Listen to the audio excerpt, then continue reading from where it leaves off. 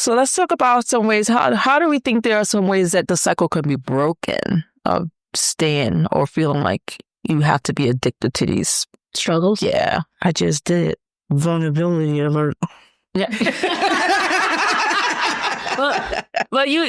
So just for the audience, you did talk about your trust. So that's a vulnerable moment. I think you're right. I think that people, first of all, you got to acknowledge it, right? So I think that is the first piece. I think that if you have kids because they see how we interact, they see how we operate, and whether we like it or not, sometimes they pick up some of those traits. So if we're tight with money I ain't gonna get, you better do this, they're gonna be doing the same thing, so I think it's about having the dialogue and talking about it, acknowledging it like you just mentioned, and also talking about it and saying, hey, this is not, maybe you should shift your mindset.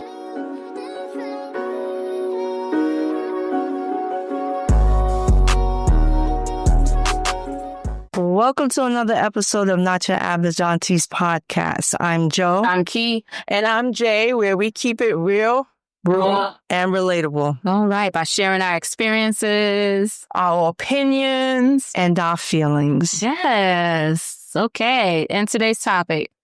Let's get into it, ladies. We are talking about finding comfort in hardship, because ease is super unfamiliar. Child. Yeah, like being addicted to the struggle. Why are people that way? Why are they that way? It's because that's something that they're used to. It's comfort, right? They find comfort in it. They get scared of it. I think a lot of it is being in the comfort zone. They may want to get success, but I think fear is the underlying thing that prevents them. Fear of what? Fear of not struggling, fear of not having a struggle, like having the means to be and do whatever it is you want to do and not having to work hard for it. That could be. They embrace that ease and comfort. They don't know how to, because they love to be in that struggle. Like for people who like to grind and feel like you have to do everything twice as hard. Well, when I was saying fear, I was thinking more along the lines of like it lends itself to like self-sabotage. Okay. Right? Because what ends up happening is, I think, like your nervous system associates success with being seen. And if you don't want to be seen, you're going to dim your light. You kind of want that. You want to be out there and get it. Right. But you're like, oh, but they may see me. So then you like... I'm not funny, but it's the way you set it up. But it's the truth. It's the truth. It's your nervous system, right? So your nervous system is telling you, if you put yourself out there, they're all going to laugh at you. They're going to judge you. But there are successful people who don't have to be seen. I know plenty of people who are, I don't know them personally, but people know how to stay behind. Right. So sometimes some introverts just play behind the scenes, but even then they still had to turn it on. Like I always say, it's kind of like if I turn on all my lights, they're going to see me. But think about it, the ones that do stay in the background, don't you think that's what they be feeling regardless of how successful they are? Yeah, but they're happy in their success, but they're staying out of the limelight. It's the people who are not finding comfort in their success or comfort in having things not be so hard. Right. Or to keep finding ways to just... It's self-sabotage. Yeah. And I think, and I still think it's just fearful. You, like if I win, goodness, what's that going to bring for you? It's almost like you want to win, but it's like, what happens when I do? What do I do now?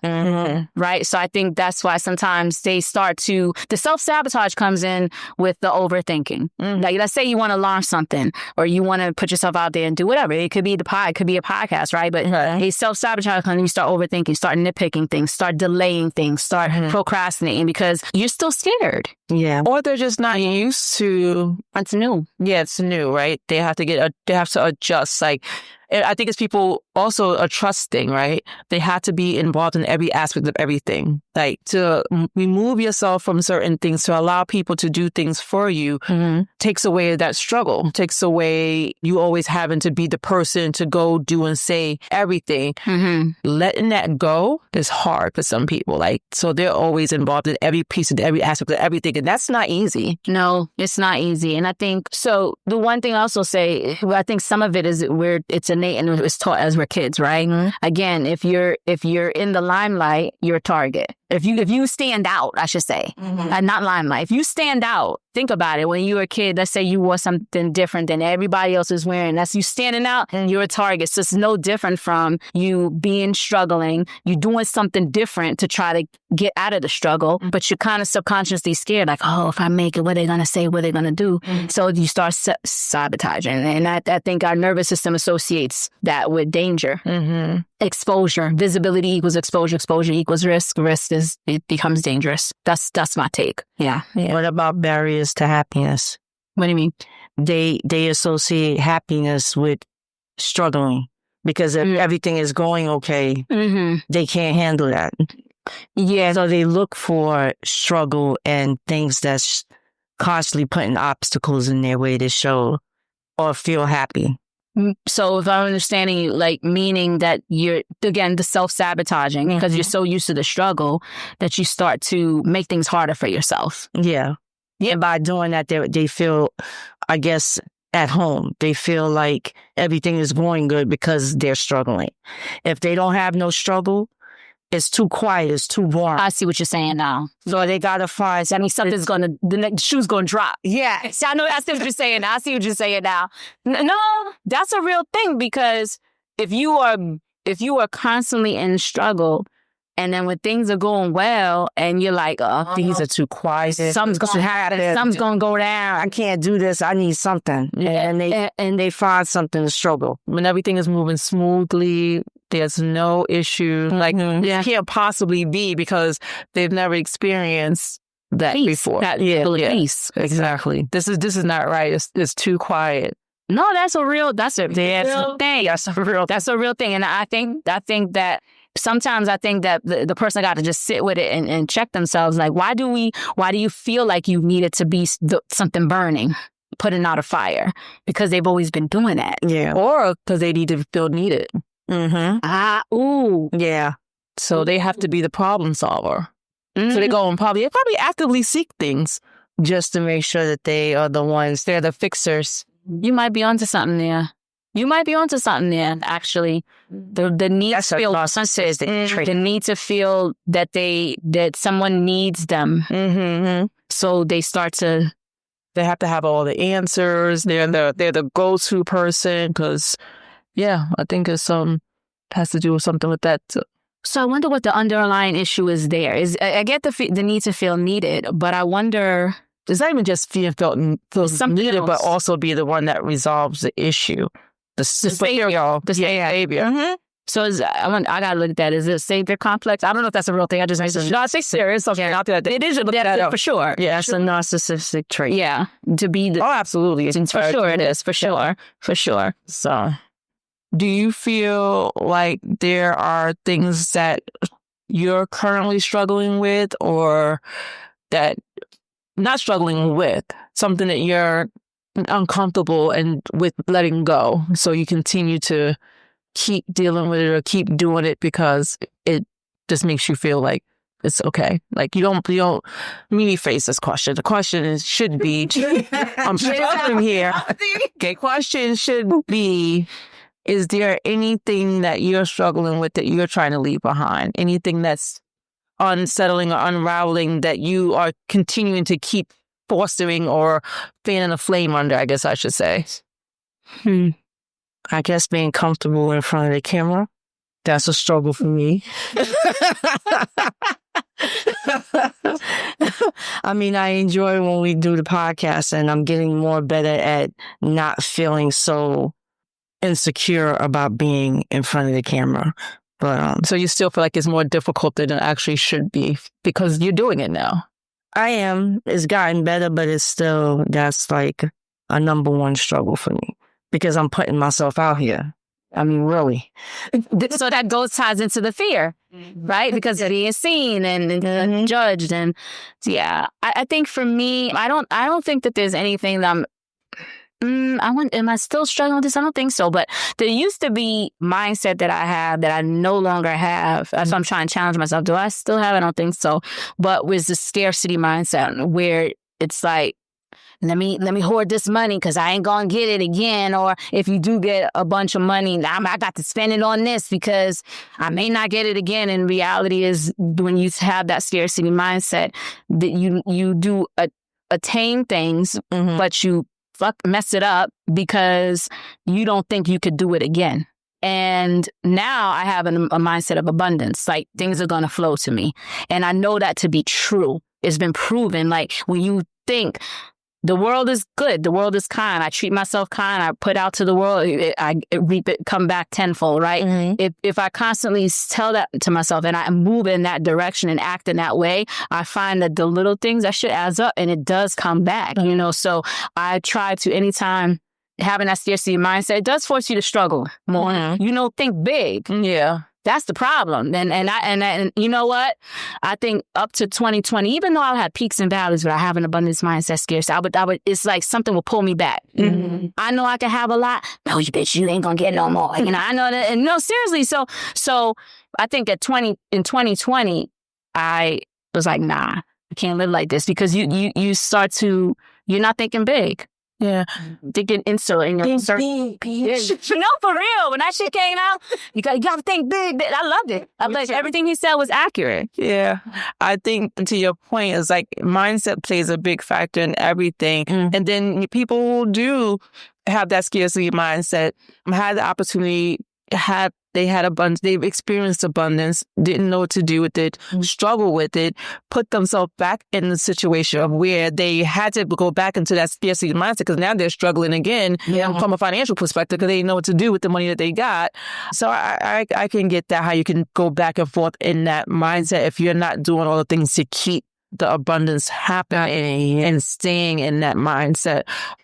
For me, mine is still the challenge is feel like I got to do everything. What do you mean? Like, if I want things to get done, I need to do it myself. Yeah.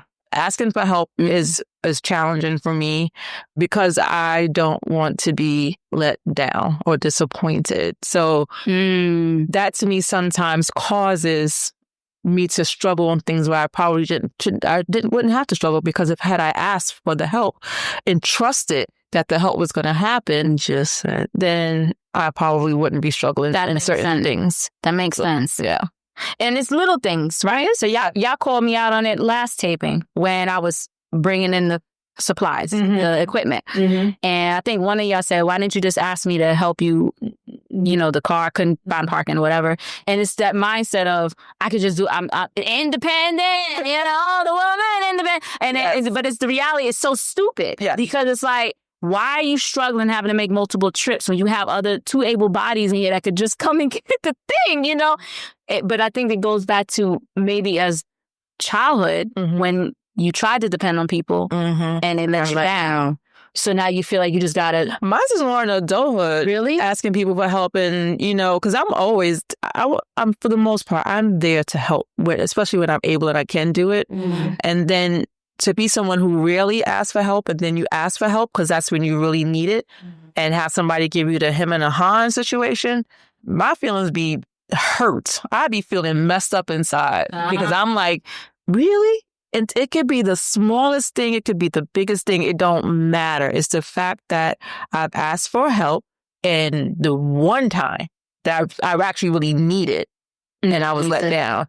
Yeah. So I struggle to ask for help for that. So, yeah. And there's times I struggle when I shouldn't have to, because had I not let that thing from back then keep me thinking that everyone's going to do that to me, ask for help when I need it for the people who are really going to come through for me, and I won't have to struggle. So, but I'm choosing to struggle sometimes. I guess I can piggyback off of you with that one. It was, you guys pointed out to me about the trust issue, and that plays a big part in why I feel a lot of the times, not just, this is with everyone. This is with everyone. I've always had to depend on myself, because a couple of times that I did ask for help, I was disappointed. So I just always trust that I'm the person that's going to get it done. Yeah. So, and I know that's something I need to work on. So, yeah. So let's talk about some ways. How do we think there are some ways that the cycle can be broken of staying or feeling like you have to be addicted to these struggles? Yeah. I just did. Vulnerability alert. Yeah.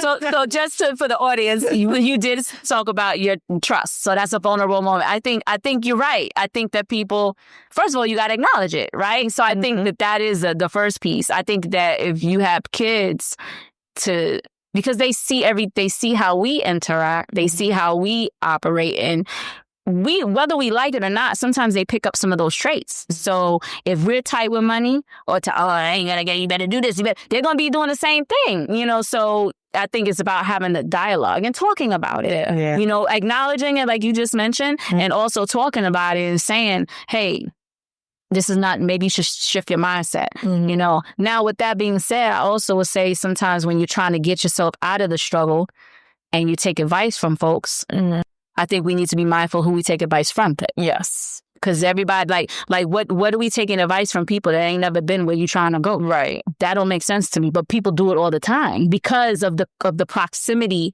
the closeness, and how long they knew the person. Right. Yeah. They take that and they value that, and they assume that's loyal. I knew you for a long time. I'm loyal to you, Nula. I take advice from you because I believe what you said. But what they give you advice for, they ain't never did that shit. Excuse me. They never did it before. So what? People love to get advice for things they ain't never experienced before. Yeah, seriously. So it's like, why would I even? And they talk like true experts too. Yeah, it's like, why would I listen to if you never did it? Now, theoretically, they may have an opinion. Mm-hmm. But I think far too often people take advice from folks that never been where they're trying to go. And then that's not a good thing. Yeah. Yeah. I think you got to ask yourself, how do you feel when you're not struggling? Does it feel good? That too. I feel at peace.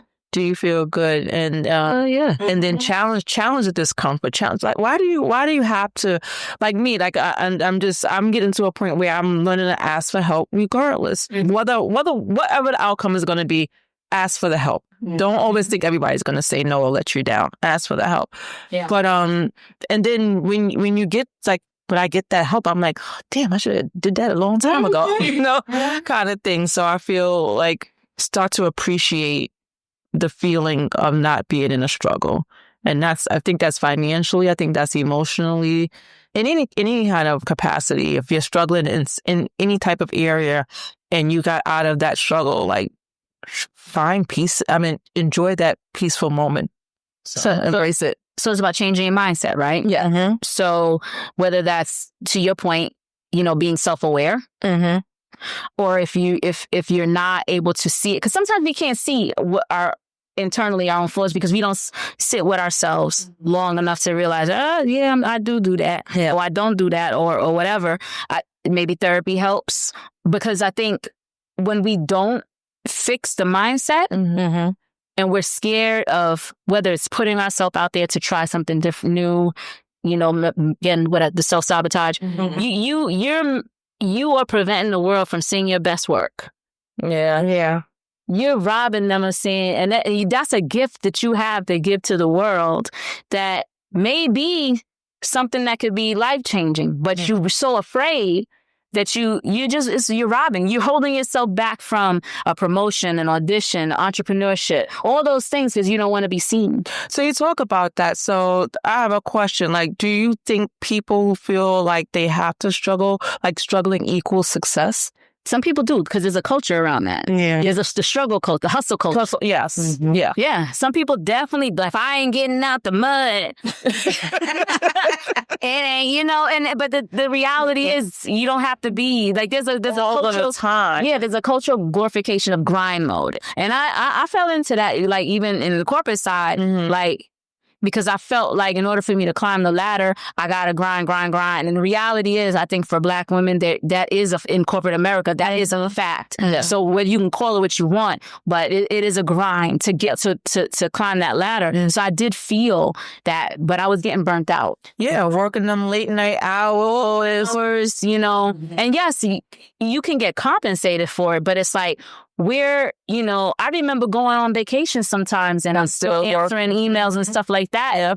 And, my husband, he's been patient with me, but it's like, Now when I think back, it's, I'm in a conflict. Like, okay, if I didn't do that, then maybe I wouldn't have gotten to the level I did. But it's also an internal conflict. Like, dude, when's the rest? When's the rest? And at the end of the day, is it worth it? And I was told this, listen, because I used to take like days here, 1 week here. Really took 2 weeks off at a time. Taking 1 week off still allows for the work that you left behind to still be there when you get back. Taking 2 weeks off, somebody will have to probably step in where you would have sat there until you got back. And you have support and you have backups for those reasons for you to take your time off. You work with a team for those reasons for you to take the time off. Stuff's not going to fall through the crack. And if it did, you can't take the blame for it because you have a team there. The same way you step up for your team when they're out for 2 weeks, they should be stepping up for you. As long as you have your checks and balances, you walk out that door and you know you did everything that you needed to do, take your time off and detach. But we is in that mindset of grind, having to show improve, that we didn't detach properly. So I take my 2 weeks now. I'm in the position, I'm taking some time off every quarter. I know that's right. Whether it's a day or 2 weeks or a week. That's why I feel the way I feel where work is concerned about when you're on vacation, there shouldn't be no cell phones. There shouldn't be no tablet, no computer, no nothing. If you taking off a week, don't call me. Let me tell you something. If you're taking off 2 weeks, definitely don't call me. Don't send me no emails, no nothing. And the same goes with everybody in my team. Yeah. There was a time, at least in my company, there was a time where you couldn't log on. Oh, yeah. It was this. When you were expected to be on vacation, you were not allowed to log on. And I think this is when the laptops first came out and you got the, what do you call it? The little phone, that versus login or whatever. They would collect them. If you were on a vacation if you were out of the office for more than 1 or 2 days, you had to turn that in so you didn't log in. Wow. I wish they kept that same concept because now you have to force that concept. Because the expectations change for you. They expect you to be available all the time. Because they realized the laptops when they first came out and the cell phones, easy to contact them after 5. Yes. Yeah. Well, even that, the other thing too is like, yes, there are certain companies that they'll answer you or send you a text. Or so I shouldn't say companies, people in those companies. Right. So people that will message you when you're on vacation or call her because I need this. I'm sorry to bother you. Yeah. But then you got to ask yourself, like, what is it that if you are the one answering constantly, if you feel the need to answer, it's like, there's a fear. If I don't do this, someone's going to take my joint. If I don't do this, I'm not going to get here. If I don't do this, there's that fear. Yeah. So. And you're also setting an expectation upon the people that are sending you that message. That you're available. That you're available. Yeah. Yes. So that's something also too, I think. Like I said, I think that there's a grind, there's a culture grind. But I also think that there are people that on the flip side, when we talk about like Black folk and people of color that struggle in the inner cities, there's a sentiment that you have to, that that's your rites of passage. Right. And I think sometimes parents put that on their kids. Like, if I had to do this, you got to do it too. And it's like, you got to work hard to get to where you want to go. But you do all these sacrifices for your kids so that they don't have to do those things so long as they are putting in the work. And that's the message that's not coming across. The only message that you're conveying is the message to struggle and grind. It's not the message. You're not saying the message of enjoy the fruits of your labor. Like, you hardly ever hear people say that. Like, work hard, play hard. I mean, very few people say that. I say that shit. I play hard, damn it. But look, it's funny. You got to look at it this way. By you saying that you're working hard so your children don't have to, that's also sending mixed signals because you have a lot of kids this generation that think they ain't got to work. Well, we ain't got to do nothing. Well, whatever you did, I hope you left me something behind and things like. And I know we're going to talk about that in another podcast, but it just to me sometimes send mixed signals.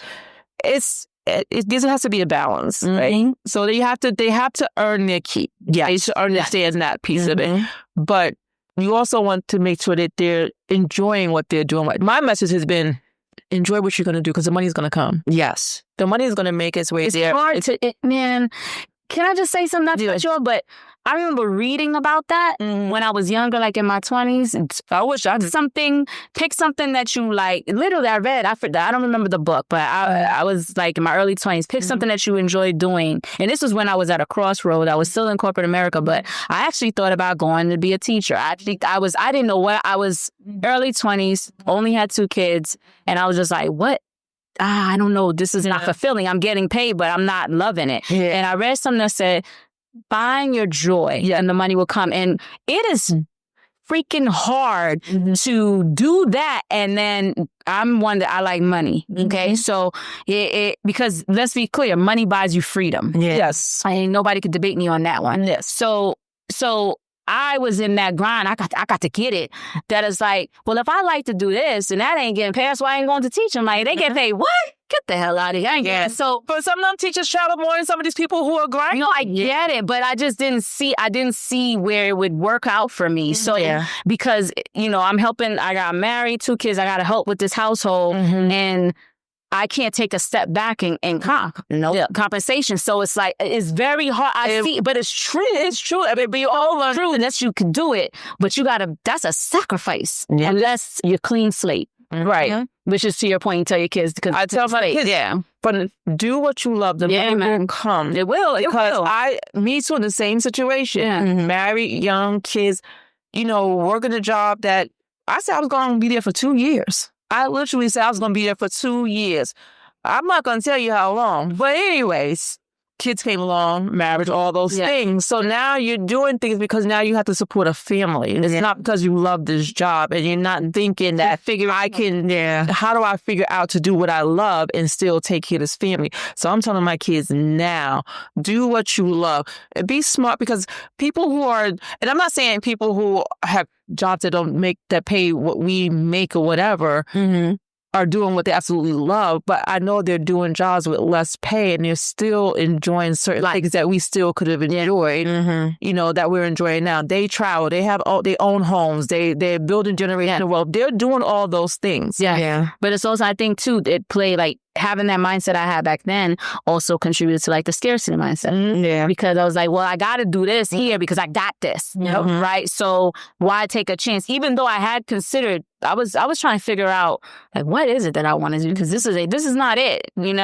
and but what held me there was the fact that, oh, well, it's a good job. I get paid. So let me just grind it out. And that's not always the way, because that whole what am I meant to do, or what am I trying to do, or what do I really want to do, that will rear its head. If it ain't, you don't figure out in your 20s, it's going to come up again in your 30s. It's going to come up again in your 40s. I'm pretty sure it's going to come up again in my 50s. If I haven't figured out what is it that I'm meant to do in terms of getting out whatever gifts I have to the world. So I think, to your point though, if that's the best advice, but it's just so hard to follow, follow your true passions or try to figure out what you want to do. And I was going to say, if you have a true passion for it, go for it, because you're going to always keep thinking, that what if is going to always stay there.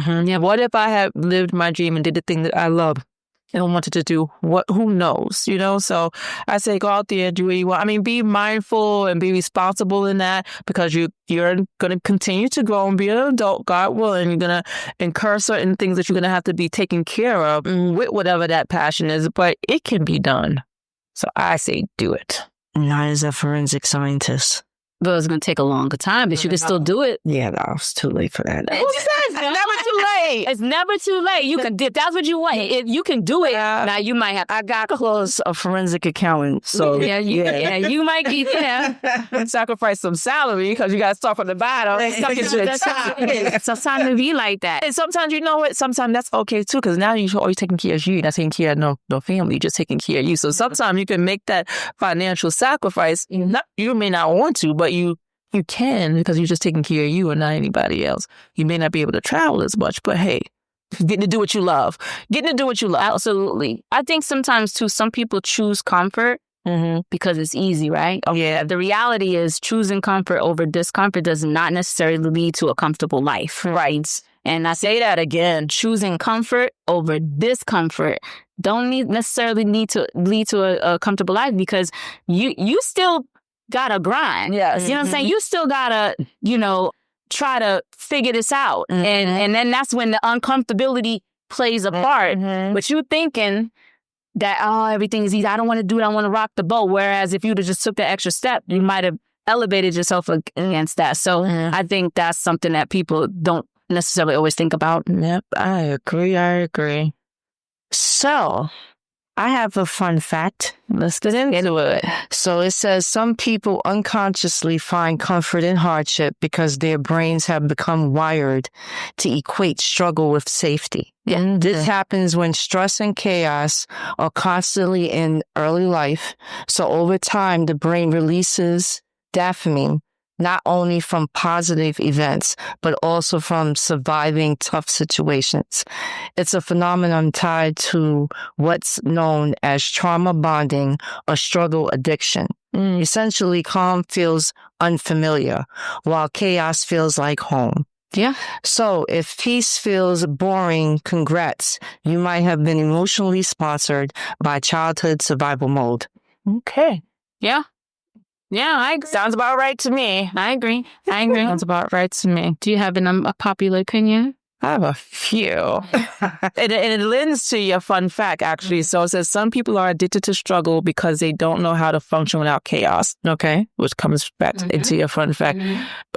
Rest is productive, but some folks use it as an excuse for laziness. So they think that if we're not doing anything, we're being lazy. We're not getting something done, we're being lazy. Being strong all the time is overrated. Soft life should be a real goal. I'm working on it, people. Yes, same here. Last one. Struggle stories shouldn't be a badge of honor. Thriving should be celebrated too. I agree with that. I agree with that. Yeah. I think I'm ready to close it out. Yep. Yeah? Yeah. Okay. So put a lot here. Story time, but this is not a story. It's just something I wanted to share from a post that I saw. And I thought it was real good. It's a post that I saw from a woman named Becoming Lakeisha. And I'm sharing it because I felt like it's a word. It's pretty much on point. So she wrote, many of you are coming out of survival mode this year.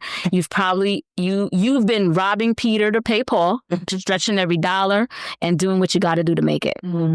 And I know you messed up some money. Okay. You fumbled some opportunities, but guess what? God is still giving you another chance.